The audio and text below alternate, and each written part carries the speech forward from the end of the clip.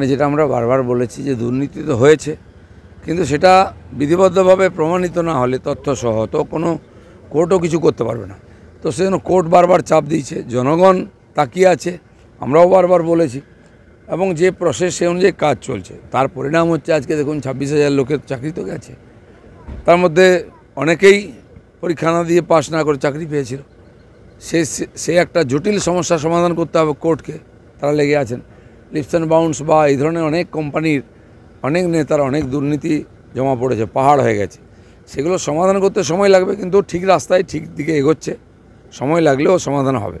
শুভেন্দুগড়ে আজকে মুখ্যমন্ত্রী আমার গড় থেকে চলে এসছেন ওখানে, উনি গড়ে গড়ে ঘুরে বেড়ান, ওনার গড় কোথায়?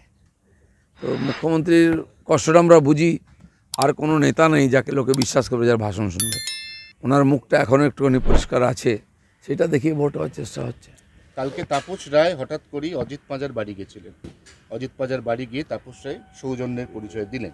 কালকে বিভিন্ন রাজনৈতিক বিশ্লেষক তারা বলছেন যে এটাই হচ্ছে পশ্চিমবঙ্গের রাজনৈতিক সৌজন্যের কালচার, কিন্তু বারবার সেখানে উঠে এলো আপনার নাম, যে সৌজন্য বোধ রাজনীতিতে যারা দেখান না, যারা বিরূপ মন্তব্য করেন, যারা কুকথা কটু কথা বলেন, তার মধ্যে আপনার নাম একদম শীর্ষ তালিকায় রয়েছে।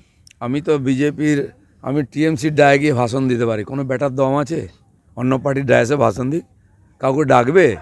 ডাকলে তো তারা বদনাম হয়ে যাবে। দিলীপ ঘোষকে ডাকে, কিন্তু দিলীপ ঘোষ সর্বজনক রাজ্য, যারা বলছে তারা তো কিছু বলার দম নেই, মেনি বিড়াল, ওদেরকে কে পাত্তা দেয়? সব কটা চোর। আমি আজকেও বলছি, কত কুকথা শুনবি, শুন আমার মুখ থেকে, সব চোর, চোর চট্টা সব, দম নেই সামনে আসলে বলার। তোকে ডাকবে কে রে? সে বদনাম হয়ে যেত, যার গায়ে ঘষে দিবি তার গায়ে গু লেগে যাবে, তো তোকে ডাকবে কে? দিলীপ ঘোষের দম আছে, চোর রাস্তায় দাঁড়িয়ে বলে যে কোনো লোকের বাড়ি যেতে পারে, যে কোনো লোকের সঙ্গে বসে গল্প করতে পারে, আর সব নেতারা দিলীপ ঘোষকে বিশ্বাস করে, আমাকে ডাকে।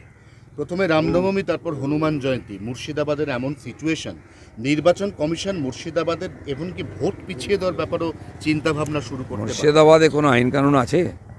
আপনি সিএ যখন পাস হলো দেখে নিন, আগুন জ্বলেছিল, বেলডাঙ্গা স্টেশন পুড়ে গেছিলো, বাস ট্রেন পুড়েছিল।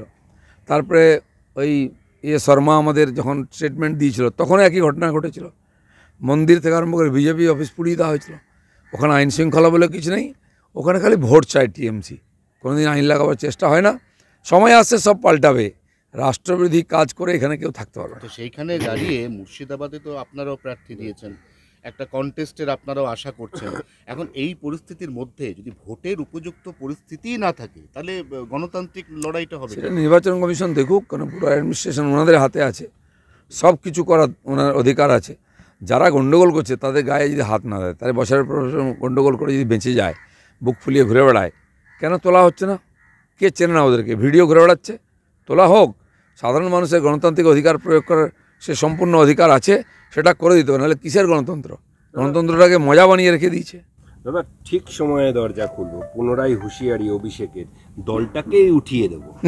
আরে বাড়ি থাকলে তো দরজা খুলবি, বাড়ি ঘর দরজা সব উড়ে যাচ্ছে, কবে খুলবে? আর তুমি হুড়কো ভেঙে ঢুকে যাবে লোকে।